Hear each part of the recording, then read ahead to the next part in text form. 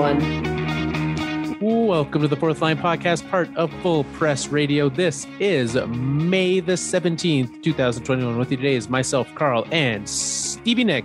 This is playoff season, Carl. We said it was going to happen, that by the time we were back, games would have just already surprise started. And we've already got game 2 happening. Yeah, like a lot of games surprise started this weekend. And Saturday was a bit of a long day, and there was only one game. But then, bam, yesterday they hit us with 3 games. There's hockey on all day. And it was great. Most of it was great. The fact that they ended the day with Calgary, Vancouver, I'm not here for that. Yeah, I didn't watch that. No. I had fully planned to watch a late game, too. I thought the Colorado game was starting last night. And then when it didn't, I was like, oh, I'm just going to turn this off then. I'm going to not watch. Look, we all have a lot of hockey to be watching in the next couple of months, especially like these next 2 weeks with 8 series going. We can't be wasting our capital on Flames Canucks. Yeah, no, absolutely not. Although that game did go to overtime. Did it? Another overtime. Yeah. Another overtime. So that means only one game this weekend did not go to overtime. 75% of games. That seems like it has to be a record. It seems like 75% of games went. It seems like it. And you know what? I thought that Florida Tampa game was going to go to overtime. It felt like it. And it would have been really an amazing overtime. Oh, it would have. But that goal he scored with like a minute left or a minute and a half left, that was basically an overtime goal. Yeah. That was the game winner. Like, and what a goal it was. We have so much hockey to talk about, Carl. We do. We're gonna break down every series, those that have started already, those that have yet to start. We're gonna work our way through, and let's start with the one that started first, Boston versus Washington, the first overtime. So they started Saturday night, and Washington came out on top that game. They did. How do you feel about that? I was very surprised. I was also surprised. 39-year-old Craig Anderson coming in after not even like he played 4 games this year. 2 of them were in relief, and one of those starts was in February. He had started 1 game since February, and at that age, with not playing, being the 3rd stringer most of the year, he managed to come in, get ready, and win that game and be now starting game number 2. He made 21 saves Saturday night, extending into overtime, and it was enough. Yeah. So Washington takes game 1. Game 2 is on right now at the time of this recording. It's midway through the first. It's tied at 1. What do you think? Oh, are you ahead of me in the stream? You're like way ahead of me right now. You literally, like, as you said that, there was a goal scored. Okay. Well, was it Boston? Yes. Okay. So Boston's winning 2-1. Where are you at? Yeah, it just happened for me. It's a nice goal. Where are you at in this series? Like, what are you thinking? I think with the injury, with the fact that Samsonov for Washington is not the starter right now, right? He's off COVID protocol, but he's not even backing up Anderson right now.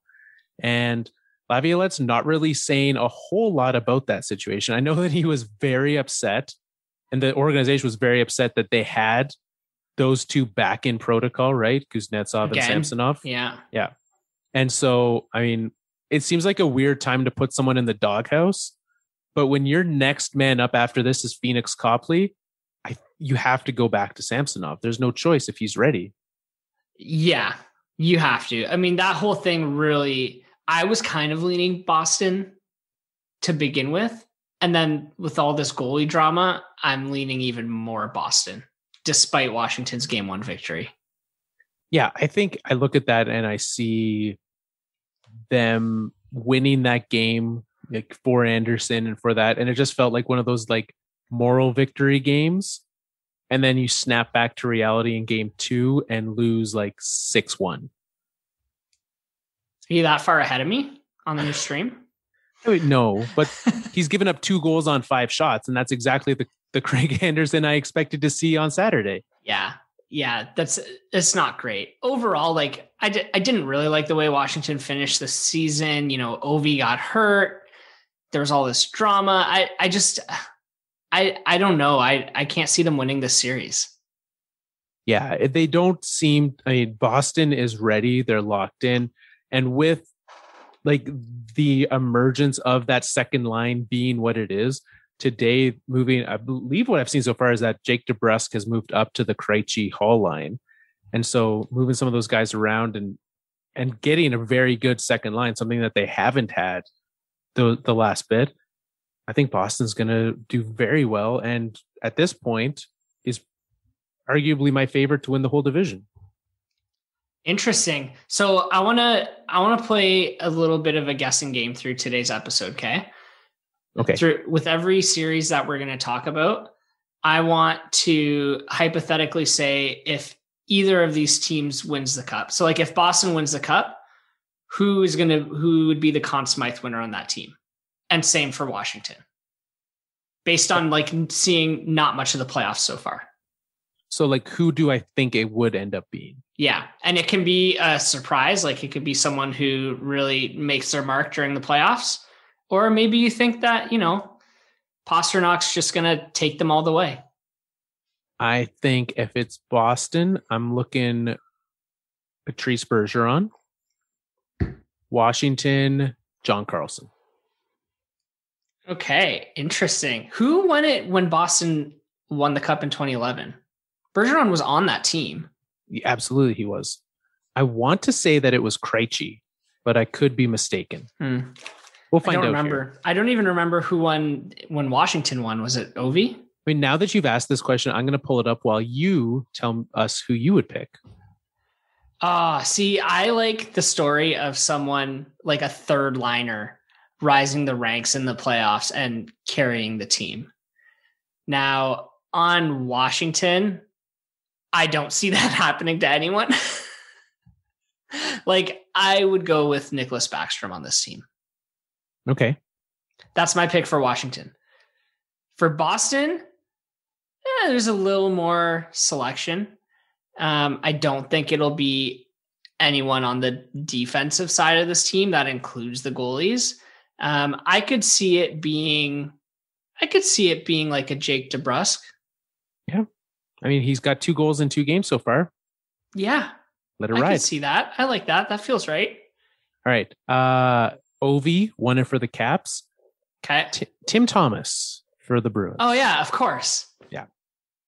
Yeah, I totally forgot about him. Should have known that. Yeah, should have known that. All right. Any other thoughts on this series? No. Right. I have to admit, this one is the series I think I'm least interested in. I mean, maybe it's because I watched that game, was just so excited about it. I thought that game 1 was fun. I enjoyed it. It wasn't the best game of the weekend, but it wasn't the worst. It's a good way to kick off the playoffs this year. Absolutely. Yeah. All right. Let's stick in the East Division and take a look at Pittsburgh and the Islanders. Another division, another matchup with goaltending switches already. Semyon Varlamov out for the Islanders. Ilya Sorokin in. And he was good enough. He was good enough. They ended up winning that game yesterday afternoon, 4-3 in overtime. You know who stepped up in that game for them? Kyle Palmieri. Yep. After having Palmieri. 1 goal since the deadline, and he had 2 in that game. He had a rough go with this team post deadline, but this is what they needed out of him. So if this is him stepping up to the plate and bringing his value for that trade, worth it. So worth it. And I also happened to have him on my DraftKings lineup that day, so I wasn't sad. Well, there you go, Carl. That's excellent for you. Now, this game was also fun because there was quite a bit of back and forth in the third period. Like the end of that third period was crazy with the Islanders taking the lead, and then it was like 30 seconds later, Kasperi Kapanen scored to tie it up, and then it went to overtime. Yeah, and I mean, it was a game of quality role players really stepping up, right? Palmieri, Kapanen, two that you mentioned, but like the stars in this series were not really like significant players in this game. Like Crosby for a playoff game, Crosby was quite quiet. I didn't really like, you had to try to find him. Same with Barzell. There was some times where he was, making his presence seen, but a lot of it was just line after line, kind of just rolling four lines in the most rolling four lines way possible. I kind of think that that's what this series is going to be, though. Like these two teams I was surprised watching the game yesterday how evenly matched they look. They were basically going shot for shot. I think the Islanders are well equipped from a systems and defensive point of view to play Crosby really well.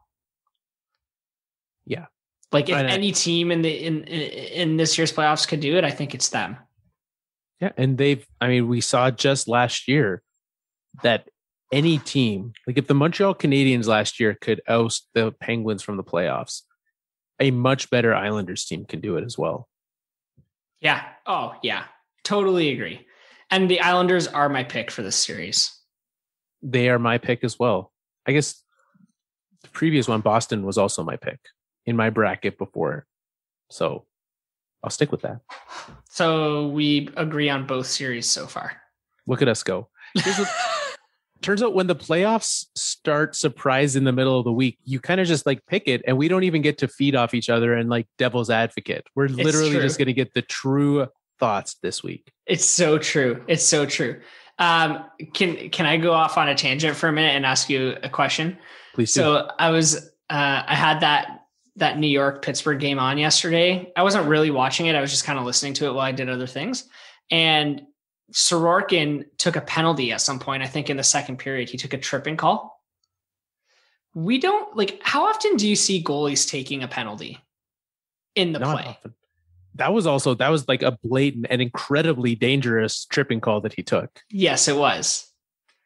Yeah. But you don't see goalies get mixed up in like penalty taking that often, right? No. Okay. So here's the way my crazy brain goes, right? What if there was a rule that instead of having someone sit a 2-minute penalty when your goalie takes a blatant penalty like that, the other team just gets a shootout and you make the goalie make up for his penalty? I love that idea. If the goalie takes a penalty instead of someone else serving it, penalty shot. Yeah. The goalie has to face his own music. That's the perfect idea. I think that would be fun. Because it doesn't happen very often. No, so much. Even is it also the case in a delay of game? Because that's where you see it most of the time. A delay, like goalie shoots it over or he touches it. Is it a penalty? Yeah, I think it should be any time the goalie takes a penalty. Like, don't make one of your teammates sit out, like take your punishment for you. Yeah, you face the music. You face the music. This guy gets a breakaway undefended on you. I like that. I like that a lot, actually. And I don't care what it is. If it's a penalty, like if it's a scrum after the whistle and you take a roughing penalty, same thing. Absolutely. Anytime the goalie gets called. I'm here for it. Excellent. What I want is like, and it's the rarest of things now, but I want like a fight where the goalie then gets kicked out of the game, but before he does, he has to take the penalty shot. And then he just skates off the ice to the dressing room. He gets like a 2-minute penalty and then a 10-minute misconduct, but he still has to stay in and defend the penalty shot. Yeah. Because you can't make the backup goalie come in cold and face a penalty shot. No chance. Anyways, the idea has some potential. I'm here. I like that. Let's do it.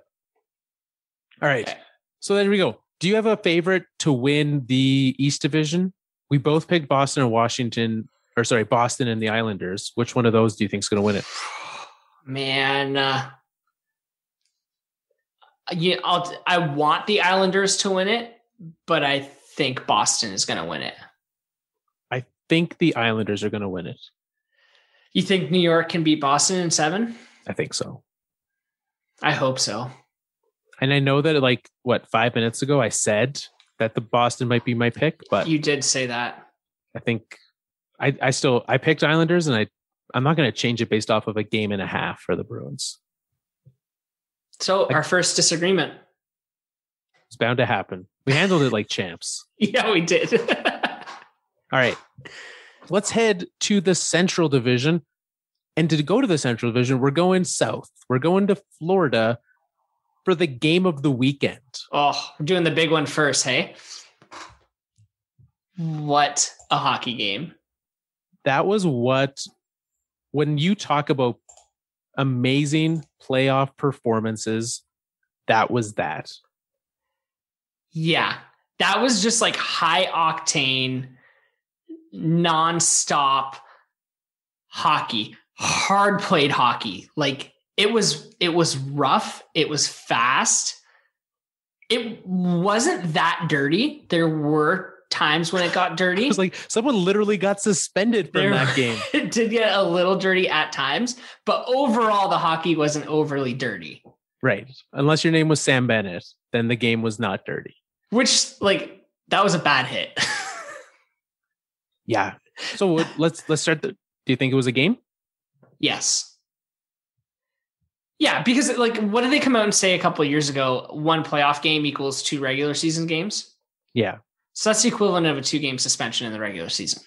Yeah, and it was a suspendable hit. It was a suspendable hit in the regular season.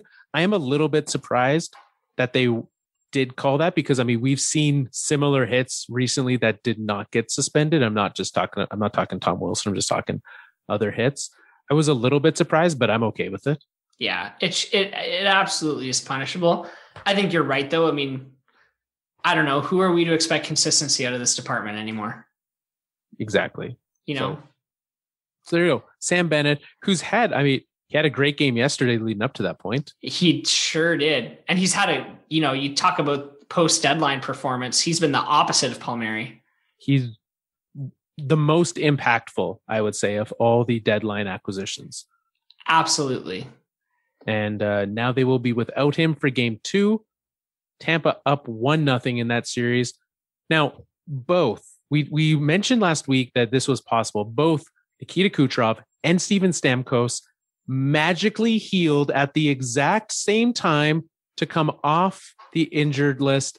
The second salary cap is irrelevant. I gotta say, I know that there are crazy things happening in the world of science now, but that's one of them. So let's talk about this for a minute. Because I saw some debate happening online about how people felt about this. Where do you fall on this? Should this be allowed? It is 100% legal, 100% within the rules. And the fact that they were able to pull it off is completely legal. I wish it wasn't legal, but it is. And there's good on them for finding a way to make it work. That's where I'm at too. They didn't do anything wrong. Nothing. Like they played within the framework of the rules. I have no problem with that. Do the rules need to be changed? I think that's a different conversation. Yeah. Should there be a salary cap in the playoffs? I'd be okay with that too. I'd be okay with that. Yeah. I think you could have all kinds of situations where that becomes an issue, right? You still have to have, and again, that would make it even more difficult because what do you use as your salary cap? Is it average salary over the 82 games? Because you retain salary and you look at how much you've had on long term. There's a lot of questions of how they'd have to get there, but I'm okay with having some sort of salary enforcement or some sort of way that you can't just stash one of the top 10 players in the league on injured reserve and then take them off the day the season ends. It's pretty crazy, especially since he's been practicing with the team for a while now. Especially since he was clearly ready. Like you should have some sort of, and this stems all the way back. I've thought this for some time since the Leafs had Robidas Island and Joffrey Lupul and all those guys lived over there. You should have some sort of independent evaluator saying when players are and are not fit to return. It helps them from getting guys back too early in the realm of concussions, and it can cover the league's butt in that area.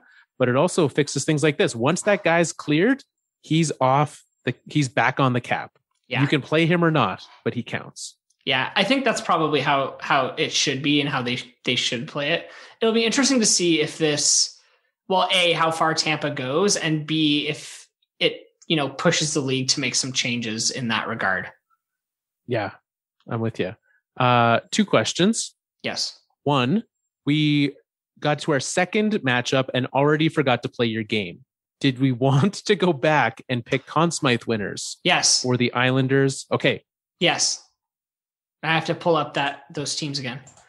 If it's Pittsburgh, it's Sidney Crosby. Right? I think so too. If it's the Islanders,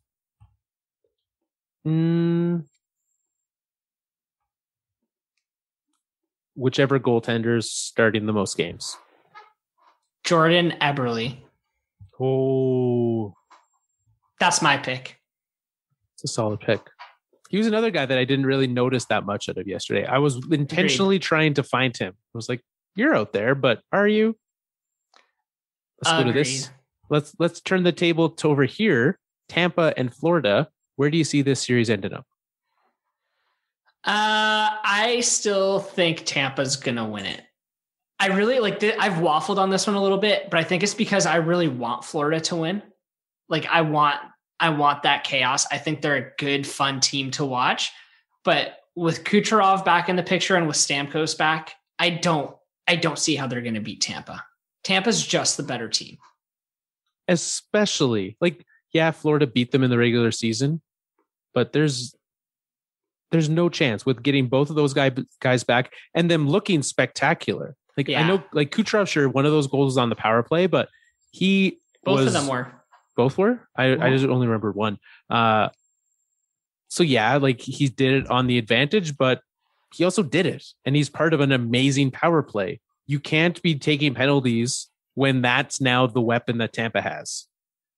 Yes, absolutely. And that's one of those what I would put as one of those sponsored what do they call them on the broadcast? Keys to the game.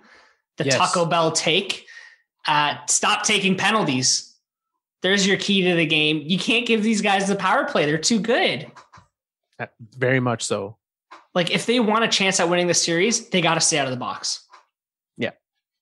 And I mean, they're not from what I've watched of the playoff teams that are here. I will honestly say I've watched Florida one of the least. Yeah. But they don't strike me as a particularly dirty, high penalty taking team. No, I would agree with that. I mean, they have a couple guys, I think, who are good at getting under the skin. And there was one guy in particular last night who I had never heard his name before, but he was in everybody's face. I don't even see his name on here. Maybe it was Forsling.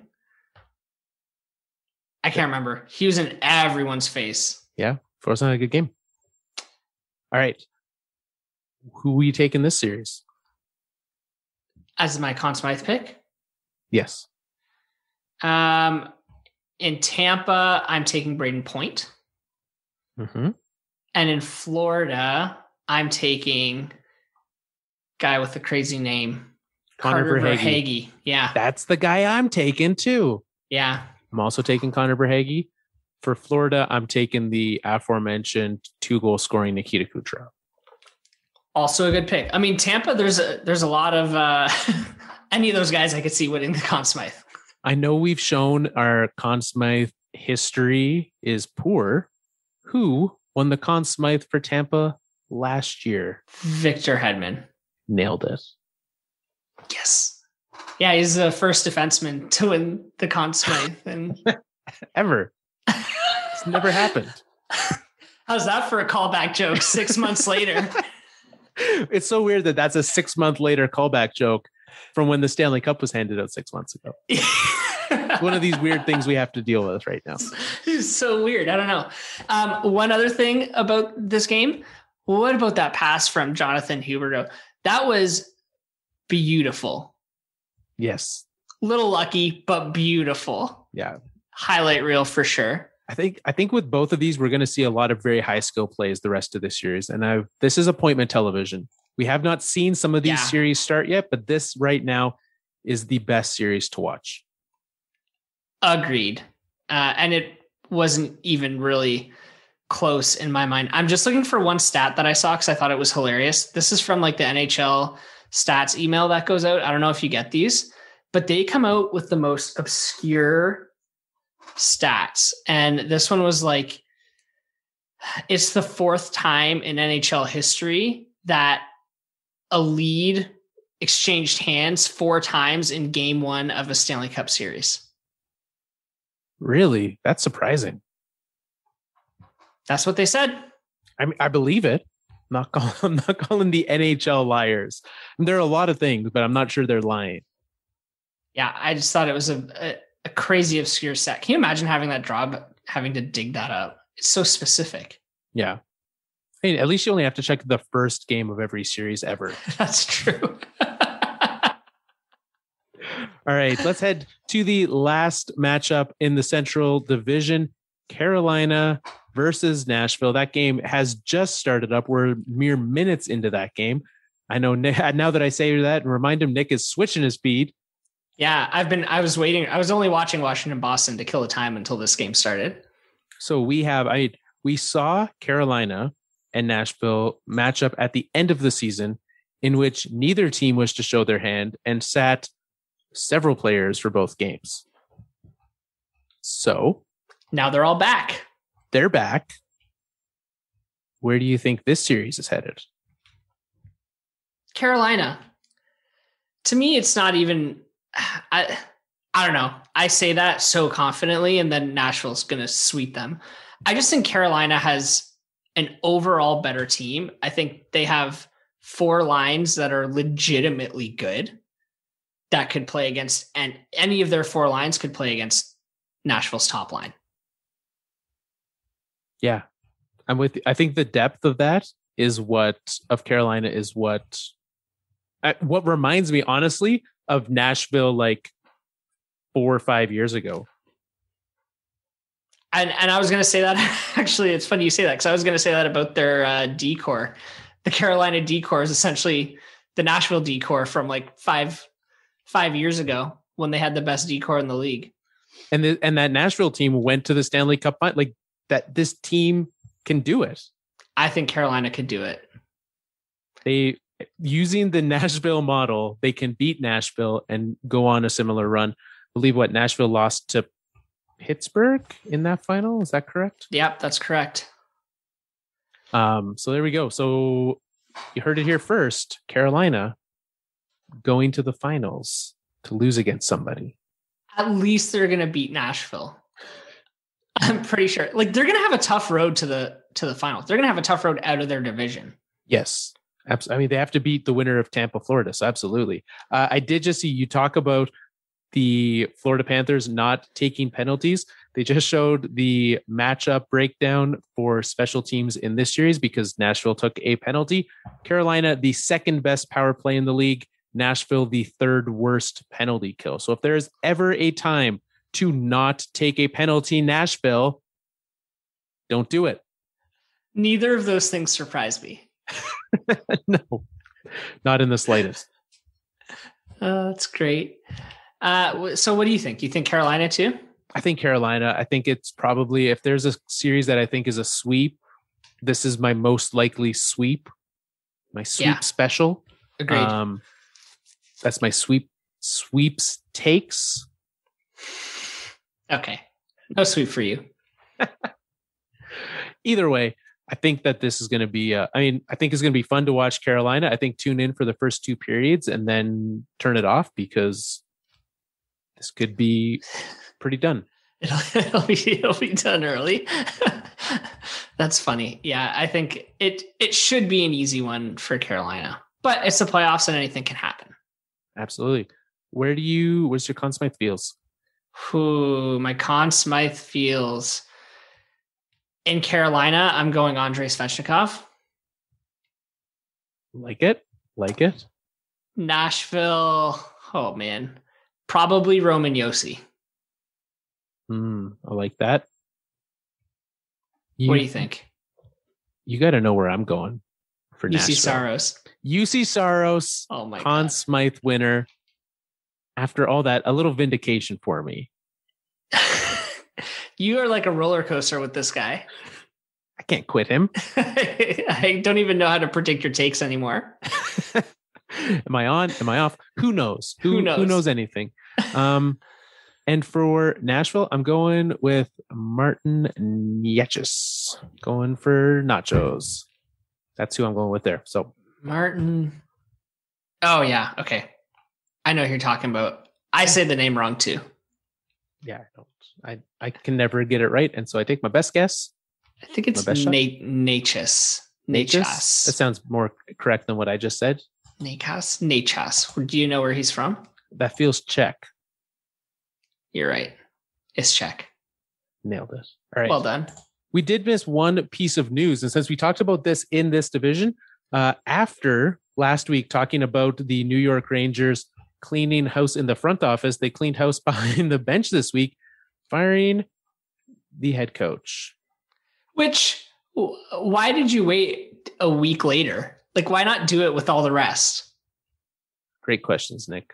Like, what, they wanted to name the new GM and then let the GM make that decision? Yeah. Hi, welcome to your new job. Please fire someone. Chris Drury, how do you feel about David Quinn as head coach? Poorly. All right. Do what you want.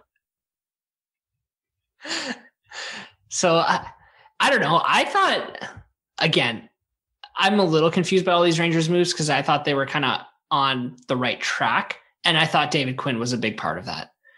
But I suspect what started happening was they got better faster than they expected to. And maybe he wasn't an experienced enough coach to work with some older players who needed not development. Yeah, I'm with you. I thought this whole thing was going well for the Rangers. Sure, they needed a little bit, but now it just leaves me confused. They did Gerard Gallant, name talked about to head to New York. That's the only thing that I think would be a good choice there. Man, I don't want him to go to New York because I want Detroit to get him. I want him to come coach the Red Wings. I'll be upset if he goes to New York. Well, I'm sorry. Why is this guy not hired yet? Well, that's the other question, right? If he's so great, how come no one's hired him on? It's been like 2 years. Has he worked since he got left in Carolina on the side of the road? Yeah, he was in Vegas. Okay. I thought that he won the Jack Adams, didn't he? I was going to say, I thought that was after that. It's crazy. He should have a job. And the New York Rangers, I don't know what you're doing. And this all feels like it's not Chris Drury's decision either, though. Like, it all feels like this comes from the top down. It really does. Because if it was Drury and they're like, we want you to evaluate and make your own decisions. Look, the amount of time between him being named GM and making this decision was not enough time to properly evaluate what he needed to. He was in the organization. He certainly knew it well. But to go in and have that be your first decision? It's a big decision to make a week into your new job. It is. I'm glad I didn't have to fire anyone a week into my new job. Yeah. Me too. Let's take a break. We'll be back on the side looking at the other half of the playoffs.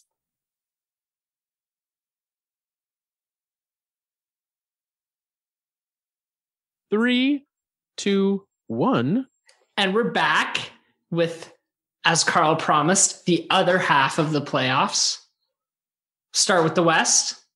Let's do it. The North gets to play last, so we'll cover them last. I'm not sure that they're ever going to play up North. It really doesn't feel like it. Are they just waiting for this Vancouver-Calgary games to be done? That's literally why they've delayed it, because it feels, they'll start the rest of the playoffs. Like, I'm pretty sure Boston, Washington will be done by the time that the North starts. So dumb. Yeah. Just awful. So we're going to leave them for last because they deserve it. Because we'll probably still talk about them next week. We'll preview them next week. It's fine. We have time. It's so true. So we're going West. So why don't we start with the game that happened yesterday afternoon? Minnesota and Vegas. Sure. Don't start with the President's Trophy champions. Why do you look confused? Why aren't you starting with the best team in the regular season? Carl, were you ever a kid? Yes. Do you not remember the expression, you save the best for last? Why can't we? Well, let's bookend this West Division with the Colorado Avalanche then. All right, fine. I'll say my piece. Congratulations to the Avalanche for winning the President's Trophy. We'll talk about you in a second. Is that all we're going to spend on the Vegas series is a second? Hey, let's talk about it. Vegas, Minnesota. We've got more pressing issues at hand that I need to hurry up and get to. Clearly, holy. All right. What do you think from this first game? Well, there's only one goal scored. And I'm not convinced that Minnesota deserved to win that game. No, not in the slightest. They were outshot pretty badly. But Cam Talbot stepped up to the plate. Well, and brought it home for them. I saw this coming from the Vegas side. Like, I could have easily seen, if you'd have told me going into this, Vegas is only going to give up one goal this game, and Marc-Andre Fleury is going to play well. I was like, yes, absolutely. Right. I think that either Fleury or Leonard could be the goalie to run away and be the goalie this playoffs. Yeah. Minnesota, on the other hand, I was terrified to play them. Like, I'm so grateful to be playing as an Avalanche fan. I'm much more grateful to be playing the Blues. This Minnesota team, they don't know what they don't know. There's so many players on this team that were just the truest underdogs in so many places. And I think that there's very little pressure on them, right? They weren't expected to beat Vegas, and yet they went out and did what they needed to in game one without Kaprizov really playing that well. They're kind of the wild card, right? I would say so, yes. See, that's what you do. When someone has a really good pun, Nick, you don't tell them to stop. You acknowledge it.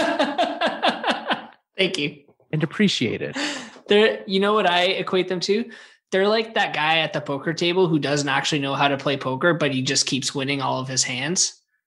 Because he just he doesn't really know what he has. He just throws it all down and lucks into it. Goes all in every hand and has just gotten dealt really good cards. That's how the Minnesota Wild are going to win the Stanley Cup. Yeah. I mean, they're not going to win the Stanley Cup, but they could push Vegas to 7 games.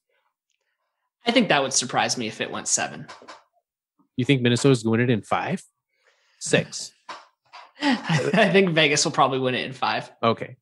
Well, really? So you think after losing game 1, that's all Vegas needed to buckle down and make it happen? How long can Cam Talbot hold for? Because he was the reason they came out of that game victorious. Yeah.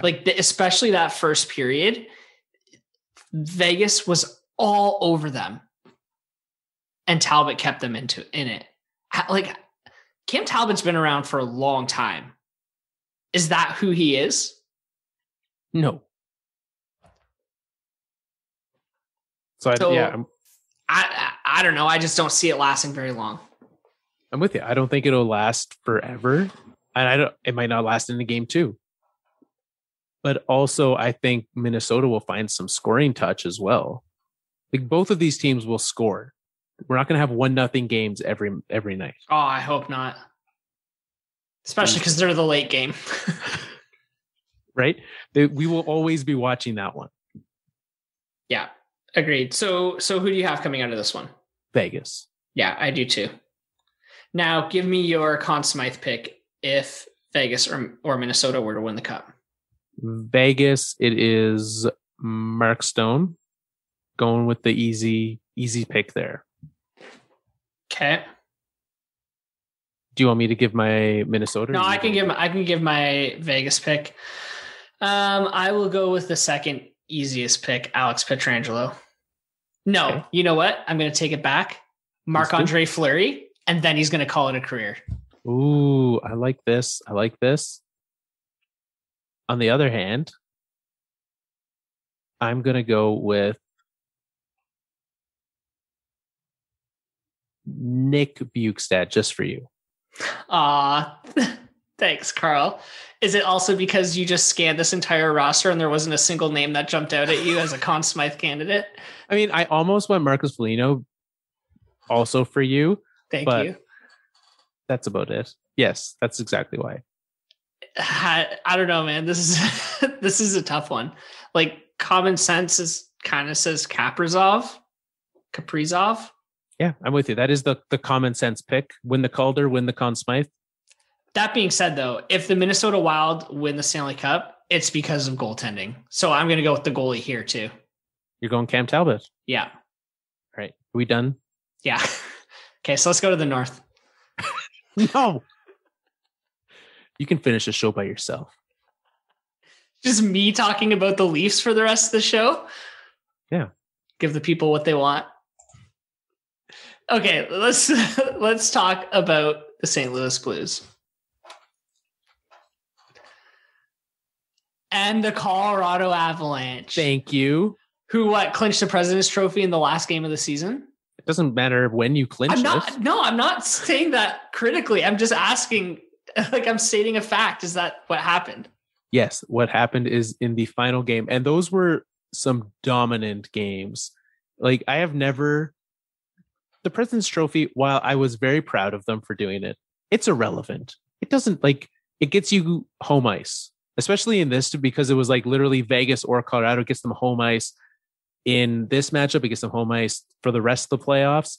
But it's not super relevant. So I didn't really care, but they cared. I have never seen a team buckle down to beat the LA Kings more than I did in those two games to end the season for them. They were 6-3 and 5-2 or something like that. I believe it was 6-0 and 6-1. Oh, wow. So they wanted that President's Trophy badly. We got I believe a hat trick per game. Oh my goodness. It was something to behold. So you capture the President's Trophy. Now what? Last time the Avalanche won the President's Trophy, they won the Stanley Cup. Is that true? Yeah, 2001. Wow. You know who they played in the playoffs that year? St. Louis Blues. In the playoffs? Like in the opening round? I believe it was the second round, but yes. Yeah. Who'd they play in the Cup Finals that year? New Jersey. Oh, yes, New Jersey. Yeah, sounds right. Yeah. Either way, they're not going to play New Jersey this year. Not playing New Jersey this year. I believe they played Dallas in the West Finals that year as well. Not doing that either. So yeah. Either way, I mean, it feels great. It feels good. St. Louis is they're still a good team. They should have been better this year than they were. However, they are already without David Perron. David Perron was their leading point getter this year, which also tells you about how well their season went. But he is on COVID protocol now, and there is no idea when he will return because we don't share that information. All we know is he is not playing game number 1, so they're without him. The Avalanche, on the other hand, are getting Nathan McKinnon back, who sat out those LA King destroying games. They're also getting back Brandon Saad, who'd been out for about 15 games. So they're getting a bit of depth back. They're getting the best player on their team back, and they're ready to go. So you feeling Colorado in this one? Yes, I feel confident enough that I will safely say Colorado in this one. I think objectively Colorado is the better team and should win this series pretty handily. I picked Colorado. I also picked Colorado. However, I think that of all the series, the one to most likely feature an upset, I think, is this one. In a playoff series that we haven't even talked about the Leafs yet. Are we not even counting that as an upset? Because the Avalanche have won playoff rounds with this core. Yeah. I'm offended. I thought you would be. That's why I tried to break it to you so nicely. Well, that was my nice voice. Oh, well. Huh. I wouldn't worry if I were you, Carl. Colorado should win that. That series starts tonight. That's the late game tonight. It does. If this late game goes to overtime, it's going to be a slow one to work tomorrow. Yeah. There's been a lot of overtime, so I would count on that. I was going to say, We've got a couple tie games here still. So Let's do Conn Smythe picks.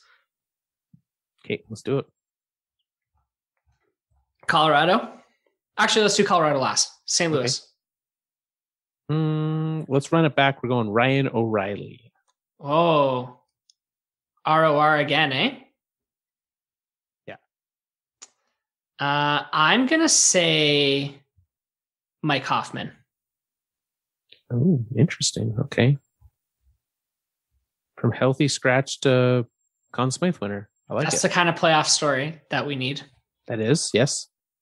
Okay, Colorado. Cale Makar. That's where my eye went initially too. But what if it ends up being someone like Nazem Kadri? I would love that. I could see it. Oh, if we're playing that game, let's play the game of who could Carl see winning the Conn Smythe. Here's the list. Nathan MacKinnon. He's really, really good. Mikko Rantanen. He plays on Nathan MacKinnon's wing. I would say Landeskog. I would not expect him to win. I mean, he's good, but he's just like always going to be third fiddle to those two. Mm-hmm. True.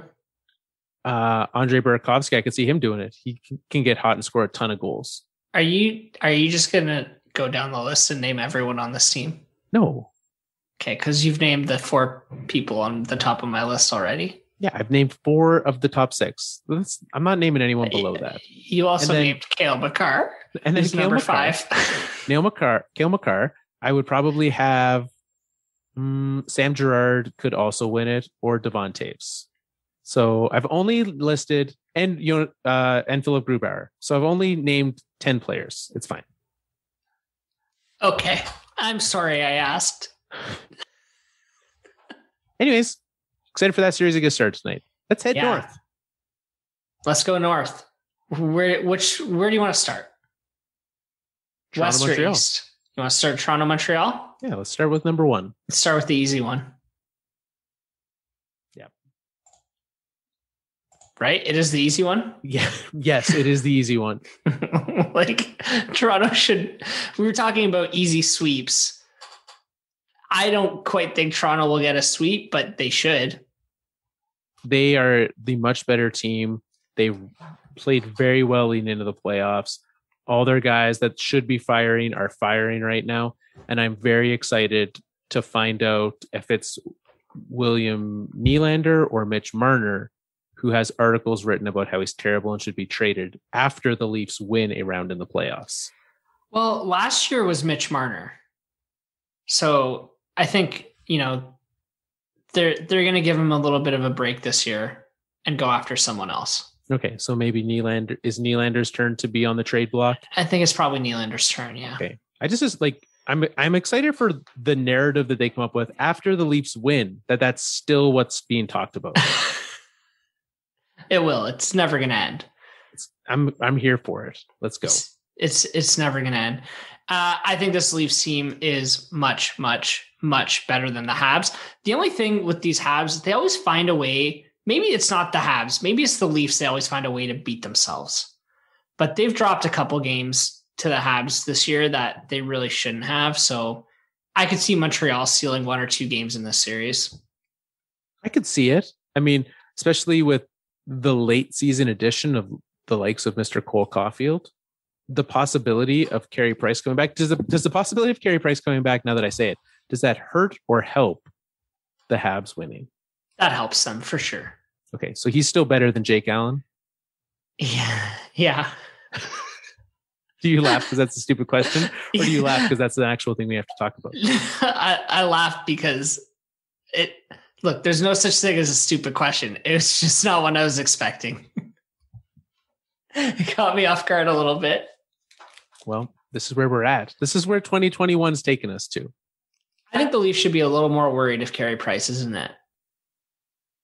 I think that they should care a little bit more. Yeah, that's what I mean. But I think they can still do it. He's not going to carry the Habs out of this first round. I see what you did. Conn Smythes. Nick Suzuki. Cole Caulfield. Cole Caulfield. That's a bold one. I like it. Why not? Yeah. Why not? I'll just pick the fun one for a team that's never going to win. That's an easy one because no one will ever know if I'm right or wrong. Exactly. Toronto. This one's interesting. Austin Matthews. John Tavares. I hope that's true. Why? You don't want Matthews to win it? I just like John Tavares. He's a guy that I want good things to happen to. Austin Matthews, I really don't care if good things happen to him. Like, I don't wish ill on him. I'm not like, please let something good happen to Austin Matthews. It's just a really funny thing to say. Yeah, I could see John Tavares like being the silent leader. Like maybe Matthews leads the team in goals through the playoffs again, but Tavares is really the reason that they've won the tough games. Okay, so here's a scenario for you. I want you to tell me how it is possible. How does this happen that Joe Thornton is the Conn Smythe champion? So I don't know. I thought about that one as a dark horse pick too. How does it happen? He's got to help produce on the point side, which I don't mean he's got to score a bunch of goals.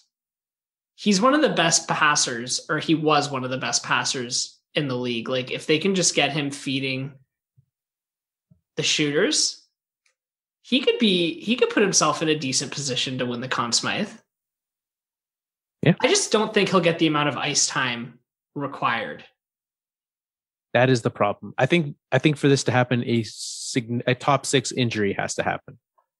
Probably, yeah. Because he'll need to play a lot more. Same goes for Jason Spezza. He was the other one that I was like, that would be a nice story if Spezza won it. But like he can't do it averaging 10 minutes a game. No. The feel good has to find a different way. And it's not with their fourth line minutes. Yeah, exactly. Any of those three. Simmons, little less veteran status, but still would be a great story. Yeah, totally agree. All right. Brings us to the final series. Winnipeg, Edmonton.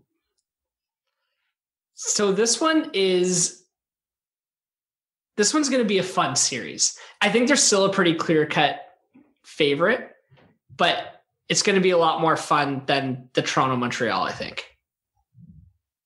Yeah, I'm with From you. a hockey perspective.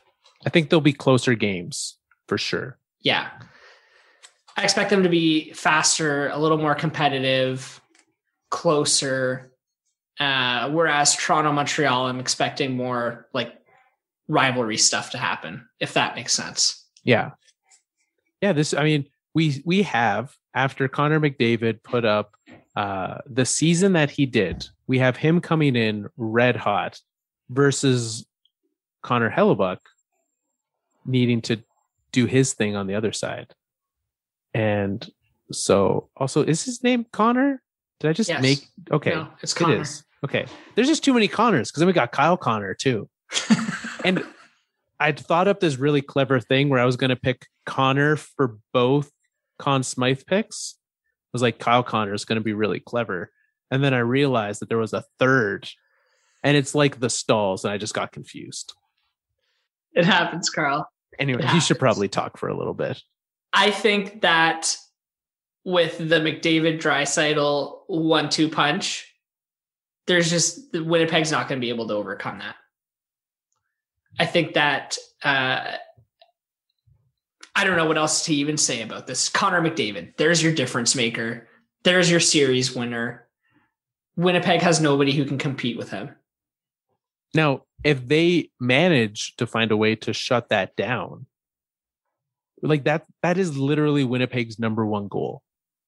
Is especially at home when they have the line matchups that they want, is to get those guys out there that can shut down Connor McDavid.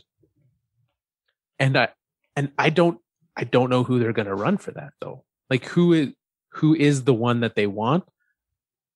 I think that'll be the thing that Palmieri best has to find out in that first game, in that first period, is what am I going to do to get them not on the ice, and using the same Florida Panthers rule off the power play. Yeah. That's a big one. But you're right that like how are they going to shut this guy down? How are they going to get under his skin? How are they going to get to him? I think that's what they have to do, is start getting into his head.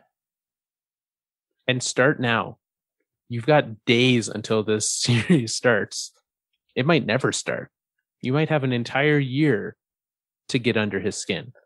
I think they already started, Carl. Did you see all over their social media today? Mark Scheifele, he owns a couple goats. He brought them out onto the ice. I think they're starting to get into Connor's head. Like, dude, you're no longer the goat in this place. I like that. Also, Mark Scheifele owns goats. I thought that I did not realize those were his goats. Yeah, they're 2 goats he owns. He only owned them for like a month and a half. Something just clicked in his head a month ago that he was like, I should buy a goat. Like, I know I'm in the middle of a playoff push, but I'm not a one-dimensional person. I'd like some goats. And then for some reason, he brought them to the arena today. And they pooped on the ice. I get. Bring your kid to work day. Do you think he brought leashes for them? No. Just let them roam free? Look, a goat on the ice is not graceful. A goat on ground is not graceful. A goat on the ice, it's uncontrollable. Just imagine it. Mark, your goats are grazing the ice bath again. Can you please leash them up? You can't put them on leashes. I honestly think bring them. Look, you can't have fans in the arena. Every player on the Jets brings their pets to the game and just lets them go. The poor people who work at the arena. They'd love it. The folks having to clean the stands have not had a job yet this season, and we're putting them to work. So actually, that's a good point, Carl. Let's talk about the crowds for a minute, because in the US, most of the games I've been watching, there have been people in the seats, and it's contributed to the atmosphere. Every single team in the playoffs, I believe the smallest number is 5,000, and that is in Washington. I think Washington's 5,000 is the smallest amount allowed in. Some of these look darn near full. Yeah. And it's loud. So that's what I'm not sure about. I'm not sure. Are they still, it feels like they're still pumping in some volume, but not all of it. I don't know. I can't tell. I know it feels less fake because there's actually people in the seats now. It might just be a mental thing for me. Exactly. Now that I see the person making the fake noise, it makes more sense. Yeah, exactly. So I don't know what it's going to be like for the team for the North Division series, because I mentioned Toronto Montreal is just going to be rivalry stuff, but how much of a rivalry is going to be created when there's no fan atmosphere there to fuel that fire? Yeah, right. When you have Montreal score 30 seconds into game number 1 and that arena is dead silent, it will be exactly the same again. Yeah, it's going to be weird. Either way, we did not do Conn Smythes for the Connor division matchup. Where are you going? I'm not even going to try and create a different story in Edmonton. It's just Connor McDavid. Yeah, let's ignore the fact that they gave Leon Draisaitl an MVP last year when he wasn't the best. I'm statistically sure, but yeah, wasn't the most valuable player on his team last year. It's Connor McDavid. Yeah. But what about Winnipeg? Winnipeg is the tougher one. I could see it being someone like Pierre-Luc Dubois. Had a great playoff last year. He had a great play. And, we talk about shutting down McDavid. That's the kind of style the Columbus Blue Jackets played. And he was a big part of that. Yeah. I could also see it being Connor Hellebuyck. Connor Hellebuyck to me is the easy answer. That would probably be what I would go with there.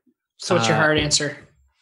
My difficult or off the book answer, I would probably go. Again, my other answers is I want to go Mark Scheifele, also not a deep pick. Let's go with woof. One of those teams. Nick Ehlers. Sure, that's a good pick. Like that's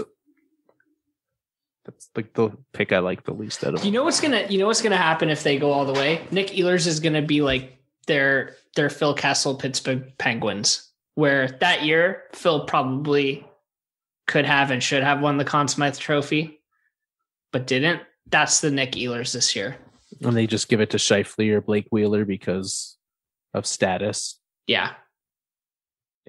That's how that would play out. All right. So it's a good pick. There it is, Nick. All 8 series previewed. Any last thoughts? On the playoffs? No. I can't wait to just do overkill with hockey for the next few weeks. And then by the time round 2 starts, I'm going to be burnt out. It is nice. I even took Friday off work just so that I could turn this upcoming long weekend into an extra long weekend and fit a little bit more hockey into it. Excellent. That way I can do some things that aren't hockey during the day and other things at night. So I'm excited. It's going to be great. Very excited to get all 8 series going. One thing that will be nice is it will, like, by starting Boston, Washington sooner and the North Division later, it does spread it out. So we won't have as many like weekday 4-game nights, which in a way is nice. It does spread out the hockey and gives us just a little bit more. I missed it. I'm excited for it and I'm happy. Yeah, it's been good hockey so far, and it's set a good tone. So I'm excited for the rest of it. Absolutely. So what we're going to be doing in the playoffs is playing our over-under high-low sticking. And we're going to just, some days we'll pick 2 games, especially like a weekend game where there's like an early game and then significant time difference till the late game. We might even do 2 sets. We're going to play that. We're going to pick the over-under. Well, sorry. We're going to look at the over-under. You're going to pick if you think the goal total every game is going to be over or under. The winner of the most points at the end of round 1 is going to win a fantastic prize from the store next door. Love supporting them. Love the great work that they do. So please head to their website, thestorenextdoor.com, I believe is the site. They're at, what is it? The store, TSNDNS. So the store next door, those acronyms, and then NS for Nova Scotia, because that's where they're out of. On Twitter, head on over there. Thank you. Head on over there and check them out.